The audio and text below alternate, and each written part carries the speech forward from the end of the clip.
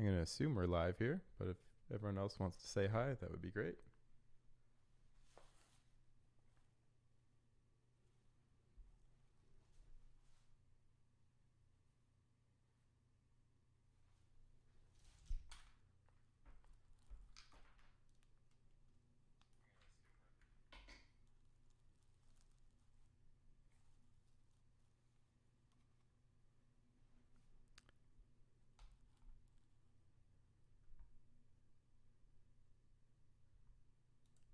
Hey everyone. All right, I think stream is looking good. I gotta edit some size here.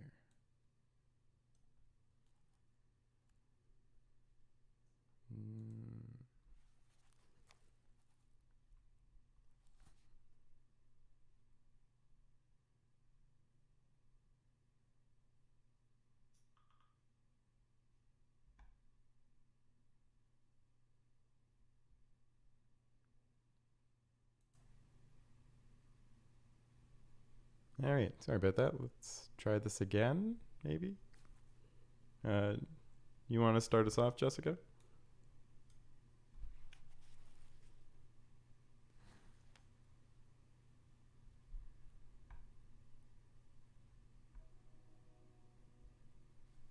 Okay, we did just do an intro. We'll start again. We weren't sure. All right. So can you hear me twice right now? Or does it sound okay? No, it's fine. It's fine? I'm hearing a little bit of feedback there.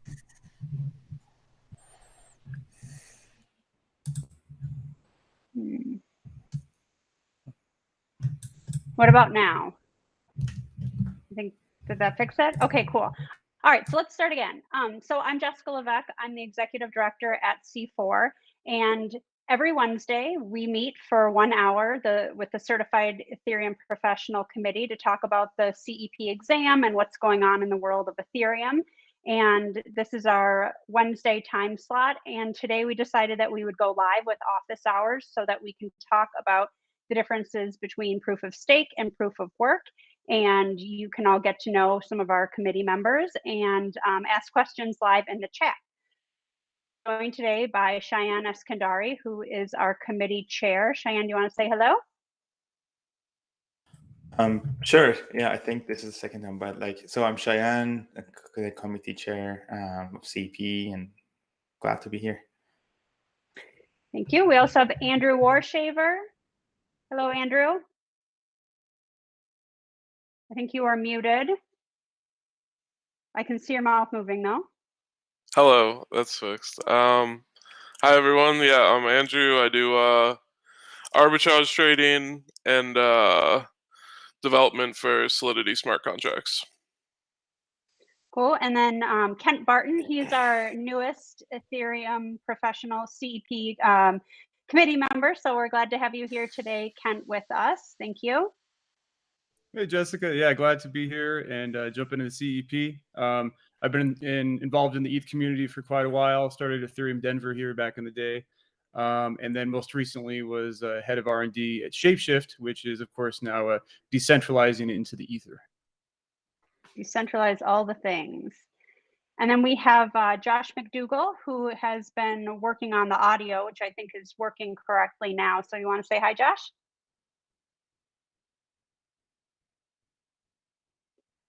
We cannot hear you. You're mute. Oh, there we go. How about now? There we go. Yeah. Yes, Excellent. lovely. So now you can blame me for those sound problems. You can blame me for a lot of things. I'm one of the board members of C4, one of the founding members, and I've certainly been around the crypto space for a day or two. We started the Certified Ethereum Professional a couple of years ago and get to meet every Wednesday with these fine folk. I'm glad to welcome everyone into this meeting today, and hopefully we can answer some questions either about us, the committee, C4, maybe Ethereum. We'll find out. Cool. Thank you guys all for being here today. So what we're going to do to start is, well, first of all, we want to let you all know that everyone on this call is a CEP, a Certified Ethereum Professional. We've all taken the exam, passed it. We all know the basics of Ethereum and we love it. We're excited to talk about it.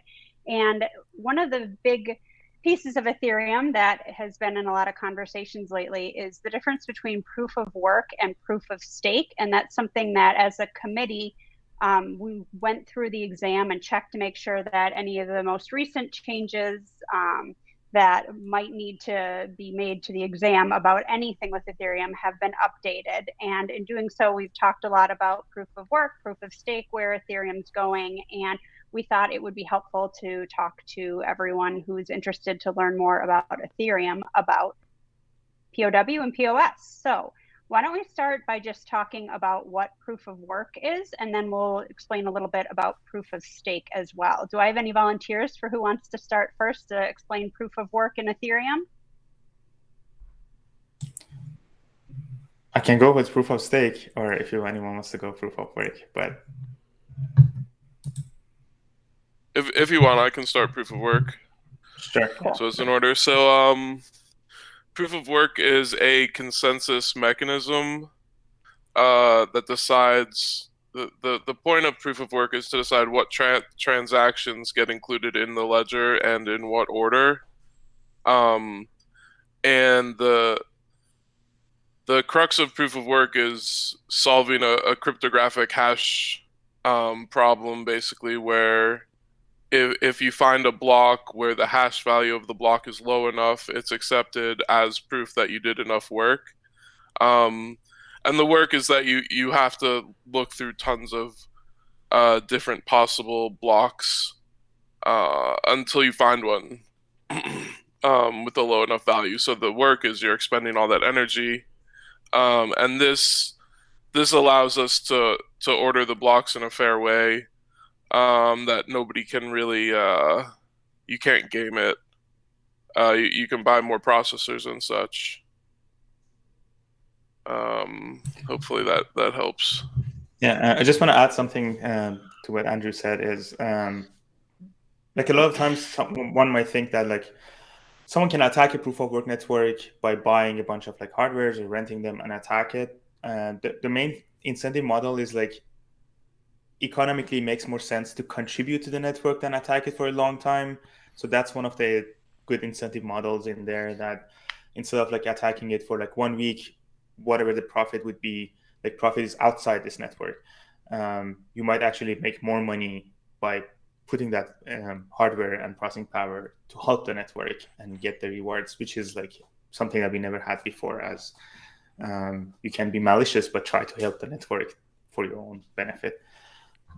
Which was interesting. And with proof of work also, we talk about, okay, yeah, you can buy more hardware and put the hardware on to attempt to either compromise the network or gain a larger position in the network even. But the reality of it is mining at the scale required to do such a thing, especially in the larger networks, say the Ethereums and the Bitcoins, the amount of electricity, not just required, but understanding how to actually utilize that electricity, how to connect it all together in a way that's actually safe and effective, and especially dealing with the heat that such a large system actually requires, are additional kind of both computer science and just physics that need to be solved when dealing with that large of scale. So it's not as easy as just buying the hardware even and putting it online. There's quite a bit of science and strategy to the process as well. And proof of work has been a fairly effective system, especially for Bitcoin and Ether and all sorts of networks out there that utilize it. But it was it was the kind of the first consensus mechanism that these cryptocurrencies started to use. It doesn't necessarily mean it's the best for all systems, though, and it has its limitations. Specifically, that with Bitcoin, a transaction takes about 10 minutes to get its first confirmation.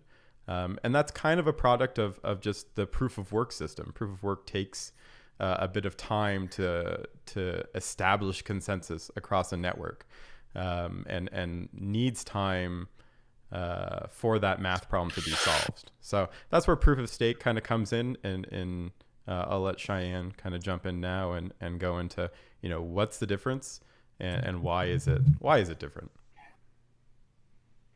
Real quick, before we do that, can I just ask, I put a pop quiz in the chat. No one has answered it yet, but the quiz question, which is from the CEP exam, is which hashing algorithm is used in Ethereum's proof of work scheme? So we'll ask questions there if anyone that is currently watching wants to make a guess. Otherwise, we will answer it a little bit later as well. So I just wanted to point that out. Go ahead, Cheyenne.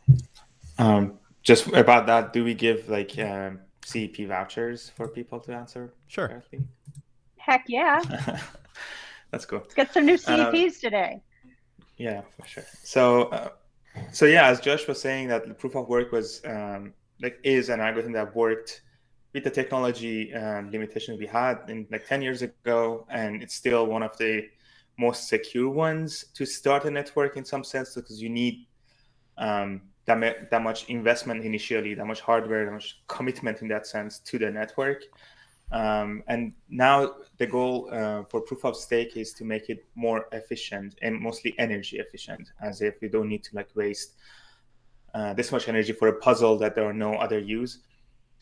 Just something that is interesting to add is there were a lot of projects that tried to use proof of work computation for something good, like folding DNAs or DNA sequencing or some other things, which the projects did not go well because still miners are incentivized. There is an incentivization miner that should work for the network. So proof of stake is trying to remove all this processing power and requirement for these mining farms by using stake, or as a lot of Bitcoiners would say, the skin in the game is the ETH that you have, or the native token that you have. And so in a nutshell, proof of stake is, instead of you buying a bunch of hardwares for the investment, you put 32 Ethereum, let's say you focus on Ethereum proof of stake, on this contract, and you still need to run a server, a validator, and the node and help the network. So basically, instead of you buying all the hardware and making sure your CPU cycles are working for the network, you make sure you're still running the node, not that intensive, you don't need GPUs or graphic cards that much. You still contribute to the network, and that 32 ETH is there to make sure you don't cheat or you don't act maliciously. Because if you act maliciously, then other people can attest that you were malicious or your answer was faulty, and you can get slashed and lose some of your initial deposit. So moving from the paying your electricity bill being your incentive model is now the ETH that you put as a stake. If anyone wants to add something here, I can go on for a bit on this. So I can't hear mute if you want to.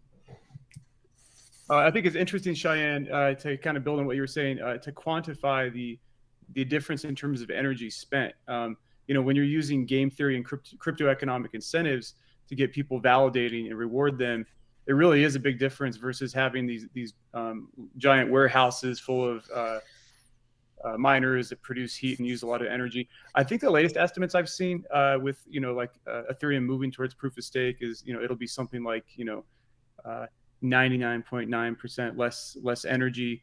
Of course, like you mentioned, there's still energy required, but this is on a vastly smaller scale. So that has a lot of implications, as people get more environmentally conscious, things like that. Of course, proof of work is not inherently bad. It all kind of depends on what type of energy, whether it's a volcano in El Salvador or geothermal in Iceland. There's ways to do that as well. But I think another really super interesting contrast, and this is kind of building on something Josh mentioned, is the idea of block times. Ethereum is already faster by virtue of its own consensus mechanism than Bitcoin. However, it's still what we call a deterministic consensus mechanism, meaning you can never be 100% sure that something is really locked in. It's more you have to wait. You've probably noticed if you send a Bitcoin transaction, you might have to wait, 6 blocks, or same with Ethereum. And that's because proof of work, you're never 100% sure that something won't be reorged or changed. Proof of stake is different in the sense that once a block is minted, you can essentially say that, okay, barring some crazy edge case or something. Like this block is part of the history, the canonical history of the blockchain, meaning from a user standpoint, you don't have to wait all these blocks. You could kind of be sure that it'll be included. It's the term we use in this space is called fast finality. And we share this with, or once ETH transitions, it'll be similar to Cosmos and other blockchains that have fast finality. So that's a big benefit, I think, for the use of the network and the UX as well. Yeah, thanks again. Also, one thing you mentioned was like really good, because I see a lot of people being proof of work maximalists versus proof of stake, like they fight each other. I don't think that is even a good comparison, because proof of work can use excessive energy. And also I've seen some use cases which I love to use for like sustainable energy, which was they were using a mining farm heat to heat up like a marijuana farm on the side, which was like exactly like using green energy to get the energy and then heating up like the farms, which was a fascinating idea for me. And you can't do that through proof of stake because you don't have that much heat.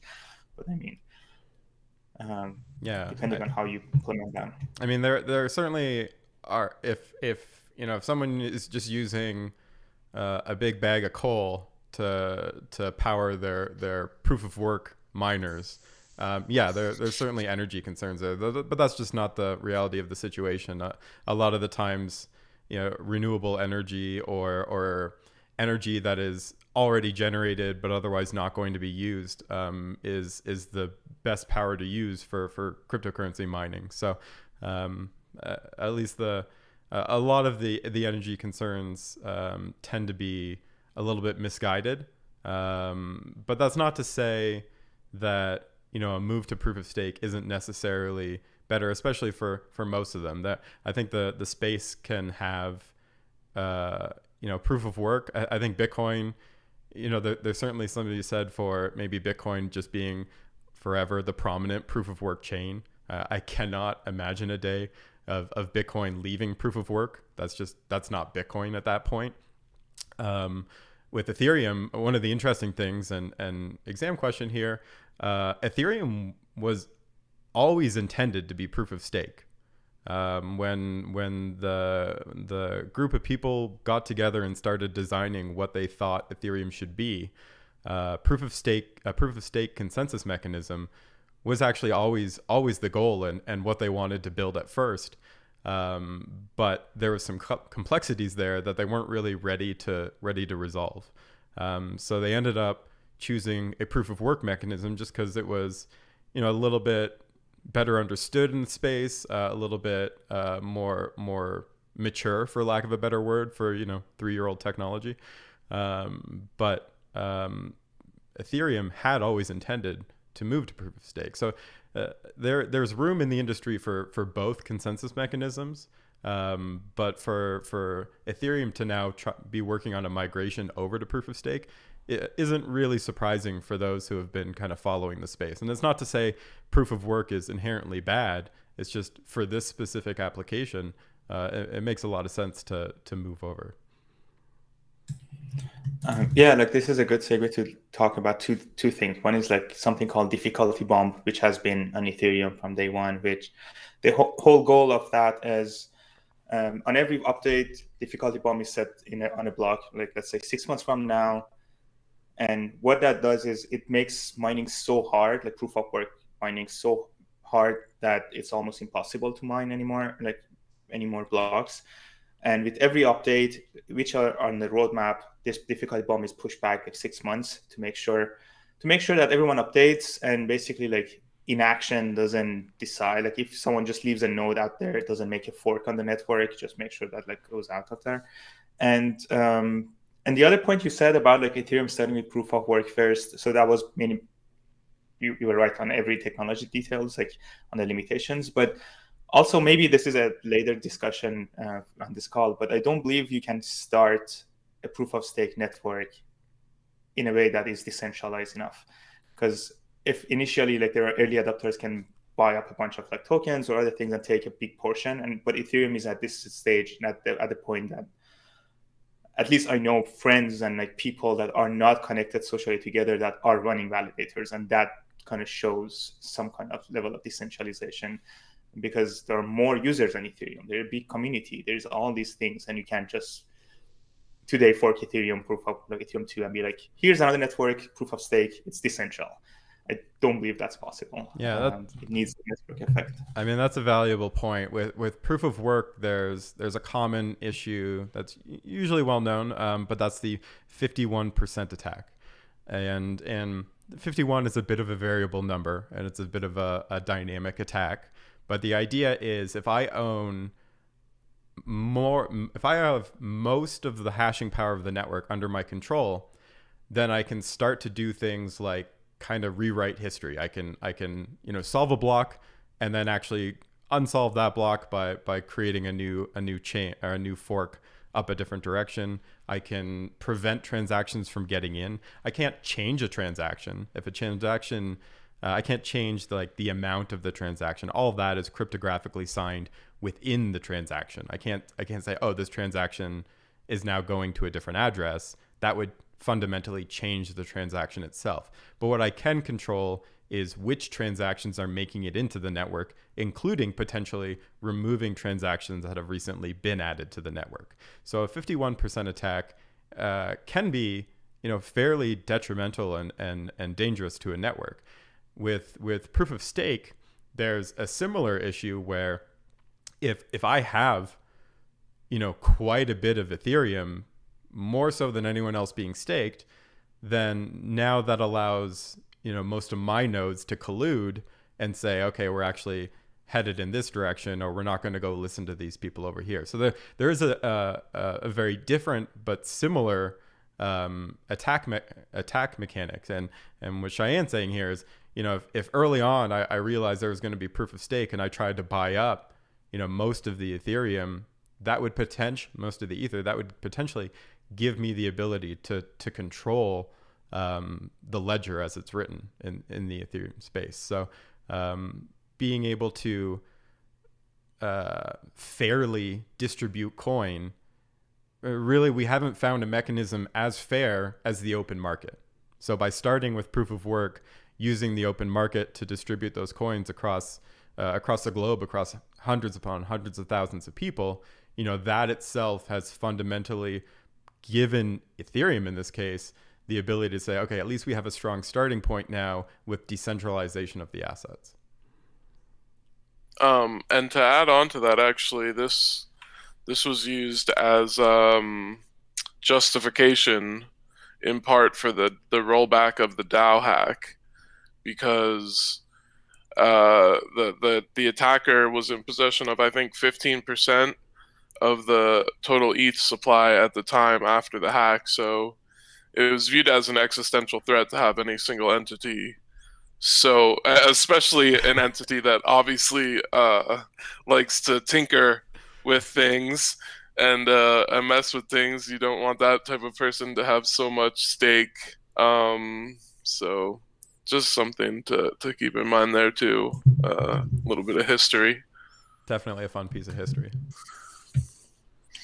Yeah, and also another difference is on proof of work, you can basically join a network, attack, and leave without losing anything in that sense. With proof of stake, USD gets slashed by other network, and you can just come attack and leave. There's a period of your stake being here and then withdrawal phase. It makes it harder in that sense to do nice hash style attacks, but yeah. Also, in the event that, let's say a very powerful actor like a state actor surreptitiously accumulates enough Ether to affect essentially, a 51% attack on the network or get control for a while, there is an interesting fallback whereby the blockchain could really rely on its social layer, aka off-chain, which isn't, it's sort of, in a way, it's like, okay, it's outside the code that's determining what's happening, but it is sort of an effective way or effective response to that sort of attack, where people say, okay, we can identify the tokens being used in this attack. It's attributable to this attacker, which is an important distinction. We see these people are acting maliciously, whoever these people are, governments. We're going to have a fork and then make their tokens essentially worthless, burn those tokens or some sort of mechanism. And in the end, the attacker has spent quite a lot of money to, maybe cause some short-term grief, but we're talking on the order of billions and billions of dollars.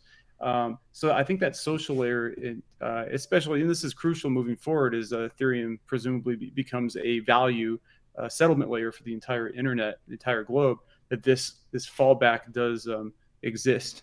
So we'll see if someday that somebody tries that. Hopefully not. That would be stressful, but it's good to know that there's always that social layer as a backup. Messy, squishy humans.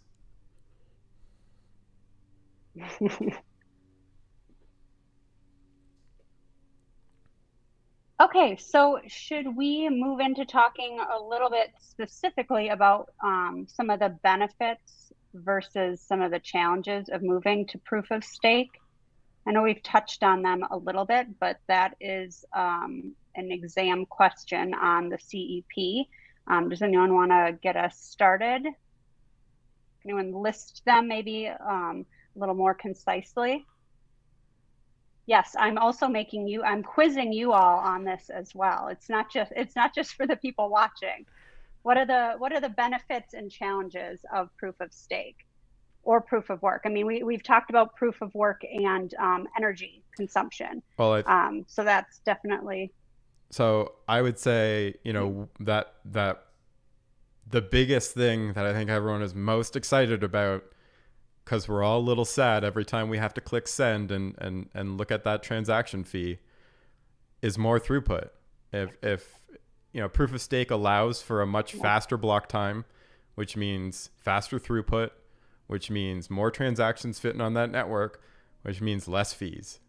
It's hard to argue that less fees isn't something on all of our mind right now as we're trying to interact with all these absolutely amazing applications that are available in the Ethereum space. So I think better throughput, faster transactions, and thus hopefully, fingers crossed, cheaper fees, cheaper gas, I think is, at least for me, top feature of a move to proof of stake.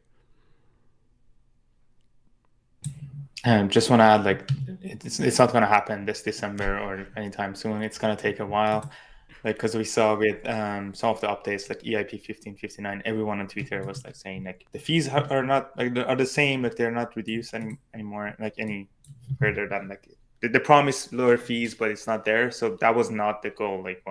It's one of the updates to get there, and after the merge, hopefully we'll get lower fees. I want lower fees. Another benefit, I think, is robustness and security in the sense of client diversity. So just to take everybody back in a time machine really quick, back to DevCon 2 in Shanghai. Just prior to that DevCon kicking off, there was famously a spam attack on Ethereum, lots of small transactions. It actually caused Geth, one of the two primary clients, to really sort of seize up and have issues. Fortunately, we also had Parity, a second client, which provides the means to access the network for miners and people using it. If it weren't for Parity, it would have been a very bad day. The network probably would have halted, and that early in its existence, it could have been sort of a big credibility issue. So Parity saw us through.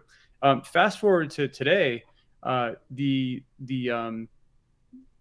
people or the clients running the beacon chain, which will soon, once the merge happens, provide the consensus layer for Ethereum, are multifaceted. There's I think there's probably at least 5 that are going to be active, around 5 that once we go live.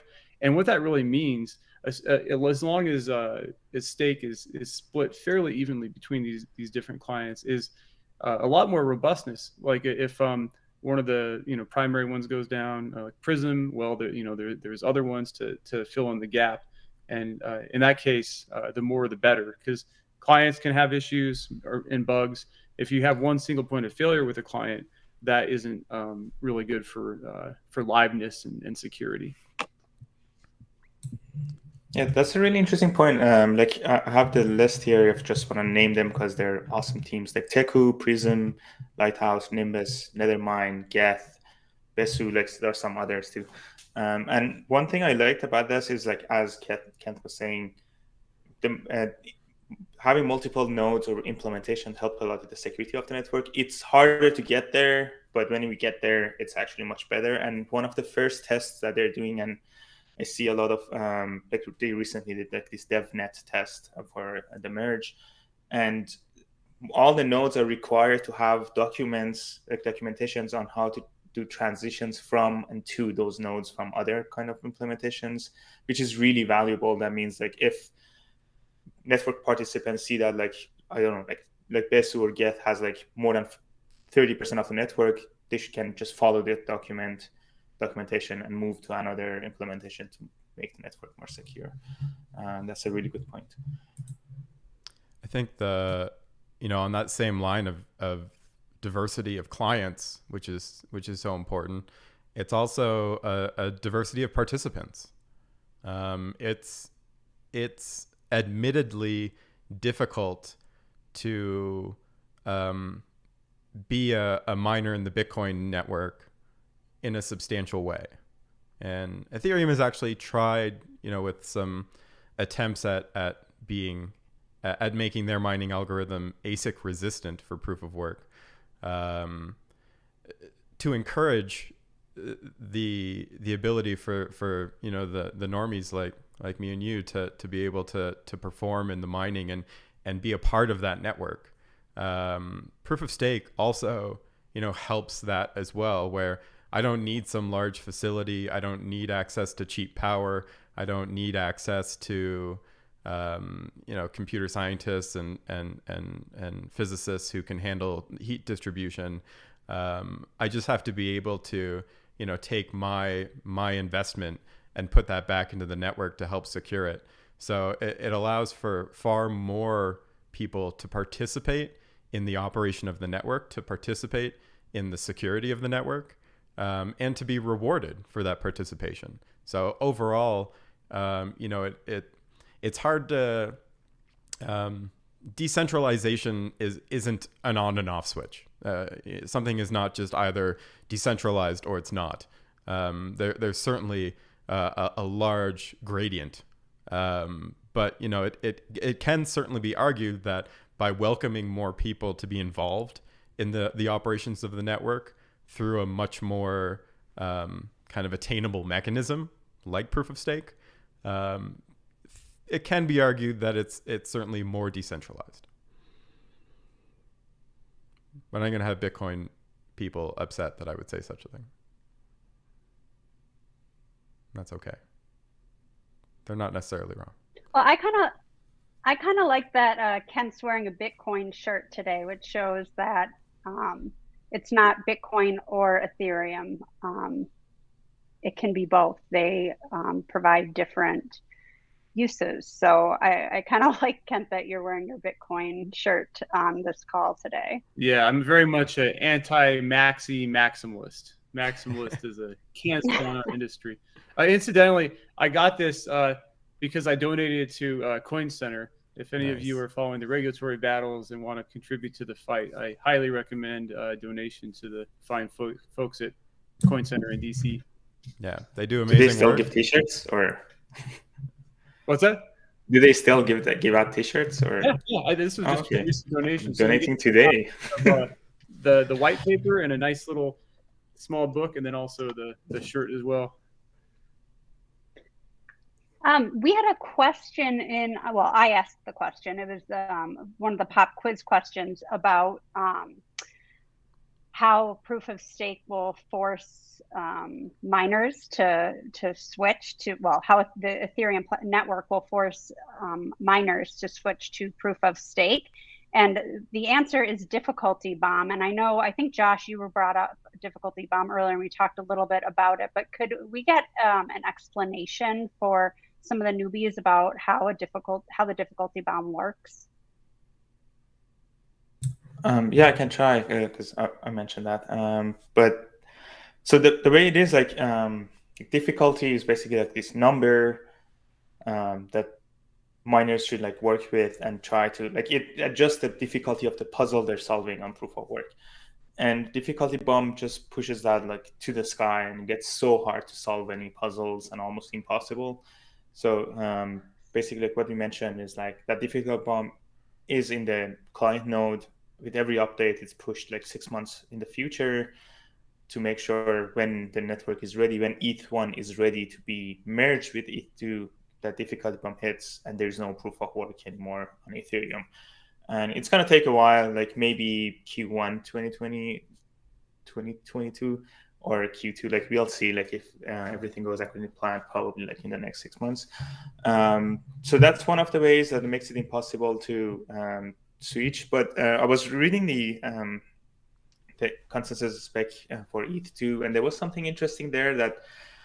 So there are two variables every node define. One is like terminal total difficulty and a terminal block hash, which it's kind of like an emergency method to make sure if, let's say, if miners in the last 2 days of the merge, like before the merge, they put all their effort to like start mining as many blocks as they can, nodes can set this value to like the block that merge should happen. And it's an interesting emergency mechanism, and I hope it doesn't kick in, but if it kicks in, the network, Ethereum network would be paused till the merge happens. So they would not process any blocks till that merge, which is scary, but at the same time, really, one of the things I like about like blockchain's world in this or cryptoverse is that it's adversarial environment. So everyone's like thinking about someone trying to attack, or even the like miners, which are the main network participants, they might want to like attack and keep their power control longer. And there's like another layer on like trying to stop them. So I'm like looking forward for the merge. I hope this emergency doesn't kick in, but if it does, it would be interesting to see what happens. I hadn't heard about that. That's fascinating. On the taking one step back, so we're describing difficulty bomb. I don't think we really described difficulty in a proof of work network. So the difficulty of a proof of work network has to do with how much hashing power is online. And I'm going to talk about Bitcoin here for a second, just because it's easier in my mind. But a block in the Bitcoin space is about 10 minutes. So what the difficulty mechanism attempts to regulate is whether or not it's hitting that 10-minute mark. If there's so much hashing power on the network, so many more people brought on new mining hardware, that now blocks are actually being solved faster, because it's a puzzle. If there's more mining hash or more mining power on the network, then it's possible that same puzzle, because more people are working on it, will be solved faster.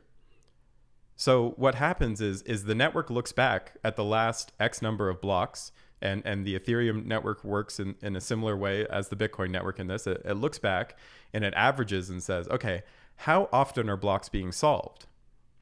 Well, if blocks are being solved in the Bitcoin space every 10 minutes, or on the Ethereum network, every 14 seconds, suddenly blocks are being solved, then that means that there's too much hashing power on the network for the current difficulty rating, and the difficulty self-adjusts. It's not a centralized entity saying, okay, the new difficulty rating is 92. What's happening is all of the clients around the world are doing the exact same math, coming up with the same answer that says, okay, we actually need to shift the difficulty and make this puzzle harder to solve.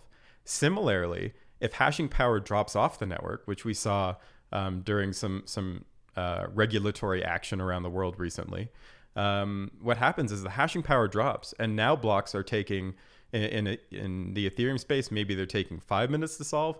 In Bitcoin, maybe they're taking 11, 12, 20 minutes. Who knows? It depends on how much power actually drops off.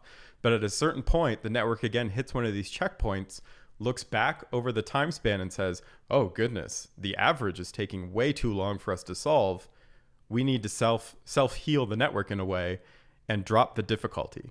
So the difficulty bomb in Ethereum, what it's doing is just artificially inflating that to be more difficult. It's looking at the numbers saying, okay, here's the actual average it's taking, but we're going to also inflate this up and make it slightly more difficult on a certain scale. So that's kind of where all that math comes in, and hopefully that brings it all together.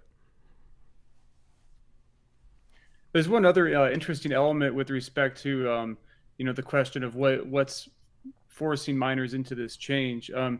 So kind of setting aside the difficulty bomb and just assuming that, okay, the merge actually happens, you might wonder, well, what's stopping miners from maintaining a proof of work Ethereum, just like they've been doing maybe without the difficulty bomb, or, they can kind of, they have the necessary infrastructure and with quite robust security. The simple answer there is just a network effects. Pretty much every single meaningful dApp or decentralized application will be running on the merged blockchain. And when everybody is using this blockchain, there won't be much activity. I think maybe you might see some sort of fork where miners try to make some sort of, I don't know what you call it, Ethereum Classic 2.0, or, keep going here. And maybe there might be a few participants, but at the end of the day, there just won't, since there's no activity, people won't really choose to use it in general. So there's kind of that network effect aspect as well. Yeah, I think stable coins will probably play a big push into that. If, let's say, if USDT decided, to stay on one of these old chains, then that would be a fairly significant indication that, the migration to proof of stake isn't happening. But if these different, kind of tangible assets move over, and their value and their representation move over, then that old system just doesn't function as it once did anymore.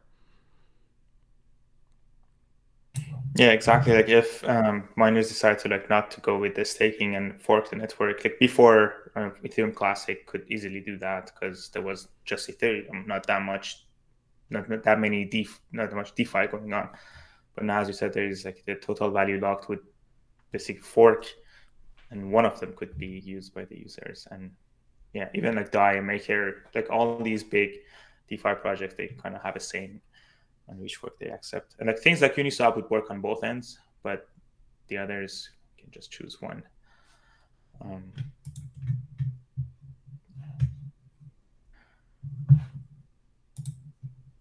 I saw a question here. Sorry, Jessica, I'm like jumping in, but someone asked like how to enter the industry. Exactly. Yeah, exactly. Like I want to like add some color in yeah, that. if anyone has anything about how, please go ahead. So the best approach is to get your CEP and put it on your LinkedIn. But that's one of the steps. But the other thing I love about this whole industry is like you don't have to ask for any permission to do any work. Like you can just start writing blogs. One of the best things I really suggest is go on like Gitcoin. There are like bounties for projects. If you're a coder, even if you're a designer, there are so many projects you can do as like freelance or gigs. And with that, you build a network resume. If you are tight on time, like hackathons just join in. There's so many projects going on. Usually there's like some reward if you use this, work with the sponsors. There are free workshops. Just expose yourself to the network more, and you'll see like you'll get like full-time in without even having a job in that sense necessarily, but you're having like income, freelance, and a network that you belong to. And don't forget CEP.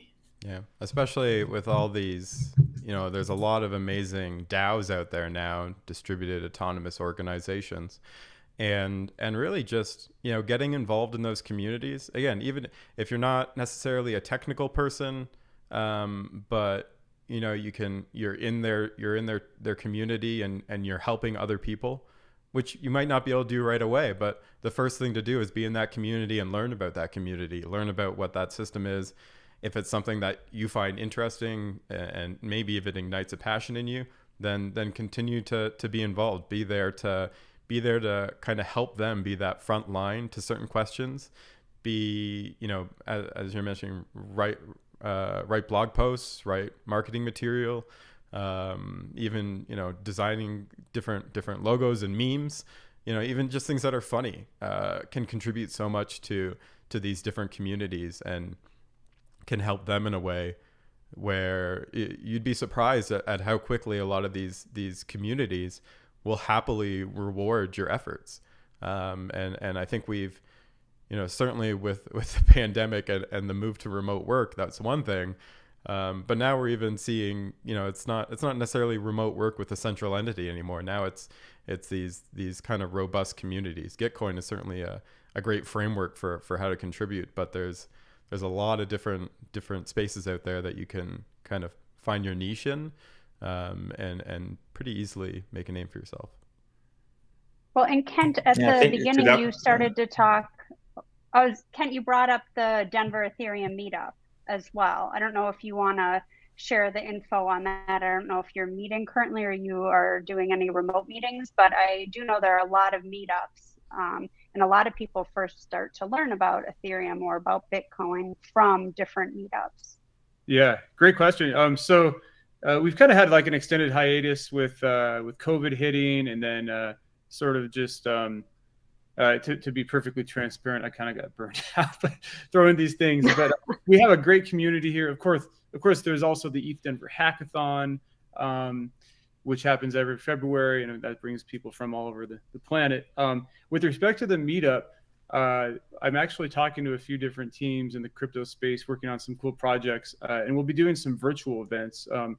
The next one, or the first virtual event, may be as soon as like mid-November. So keep an eye out for that. Right. And then if you happen to live here in Denver, we're going to start some meet space meetups in the not too distant future here. There's a lot of cool stuff happening, like the NFT community here, and just culturally as well as on a tech basis.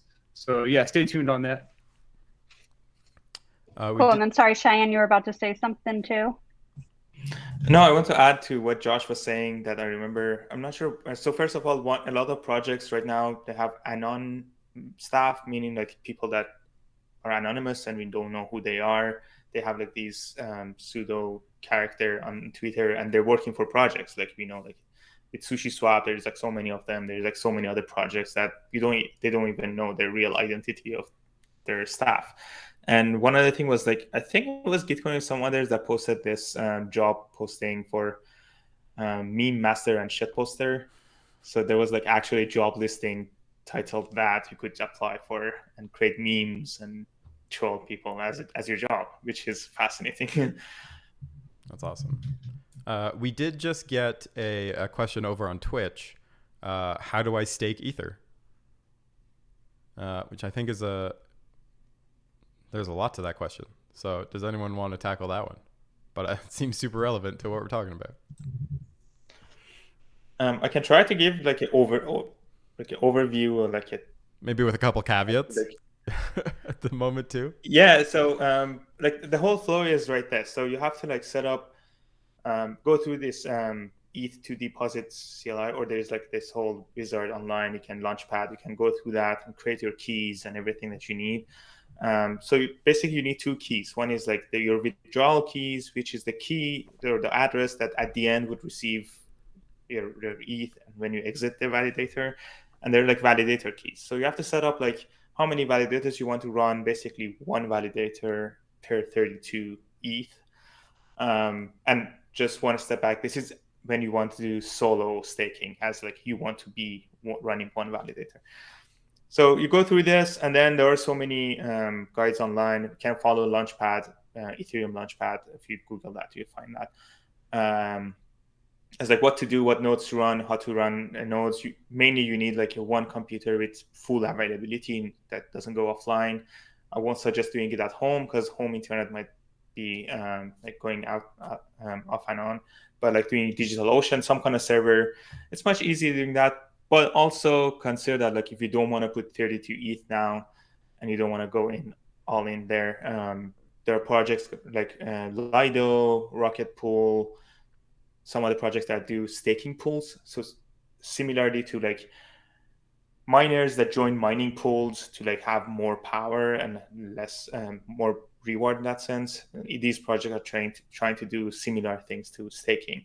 So there are more projects like I think fish. Like some other projects that are doing this, but Lido and Rocket Pool are trying to do a more decentral way, which they're interesting projects. So yes, read on that, go to Launchpad, and like see. Let's go. One word of caution is that this is kind of a one-way street. So if you want to do staking, this is something that's kind of in development right now. Obviously, a lot of work has been put into it. But in order to stake on this new Ethereum proof of stake network, you have to lock up your Ether, and you're not going to be able to remove that until this new system is live. Basically, you're kind of sending it over into that realm, and one day it will be bestowed upon you in this new system once it's kind of more operational, more production. But if you're staking that Ether over in the current proof of work Ethereum network, then that you're kind of saying like, okay, this is gone from my ability to play in this world. So keep that in mind. It's not necessarily for the faint of heart right now. It's still I don't want to use the term experimental, but experimental. So just be careful. And one crucial distinction there is even when the beacon chain is providing the consensus, even after the merge happens, because the design decision was made to essentially pursue the most minimum viable kind of implementation just to get the merge effected as soon as possible. One of the decisions that was made was to push back the introduction of a two-way street, whereby you can actually pull your stake ETH out from the chain and into the new ETH to merge chain. That actually won't be possible when the merge happens, which could happen like as potentially maybe as early as like late Q1 next year. Instead, it'll probably be at least like another quarter or so before users have that ability. So yeah, kind of strap in for a bit of a long-term hold there. You'll be earning your ETH, but definitely don't count on being able to pull it out for at least several months. Yeah, and like the main design decision for that is like if you're committing to be a validator on ETH2, you have to be a validator and make us go through this whole bridge, make it happen. Because like right now, I was checking around like 200,000 validators, or like a big number. Yeah, 247,000 active validators, which is like around 8 million ETH staked. But if you just want to experiment, do other things, Lido offers like this staking, liquid staking, I believe. Like there are some of these projects that you could play around. It's not directly staking, and we are not affiliated with any of these projects. So just based on my personal knowledge, I'm like saying these. So there are other ways. One of the fascinating things like staking is the next big thing. So many projects are popping up here and there and doing interesting stuff. Hope that answers your questions, Brock.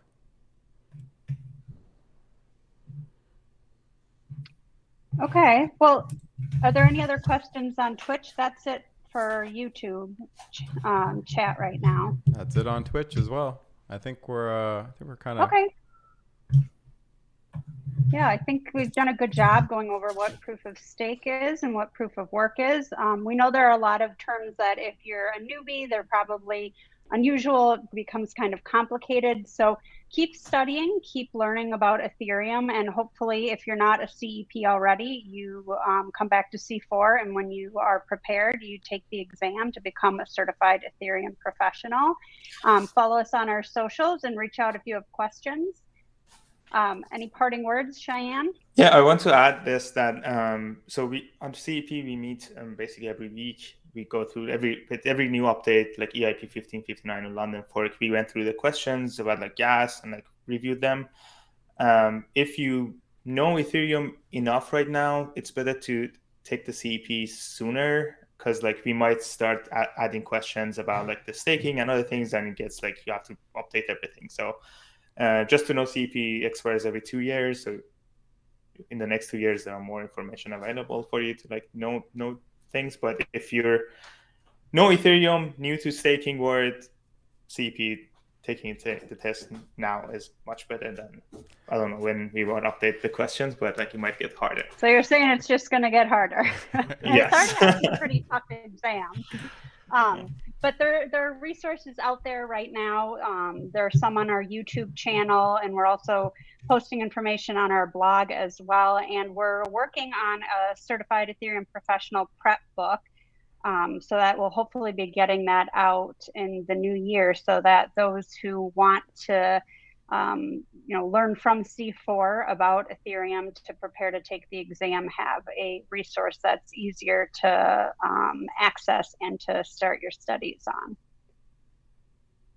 So I think that is it from us. So thank you for joining us.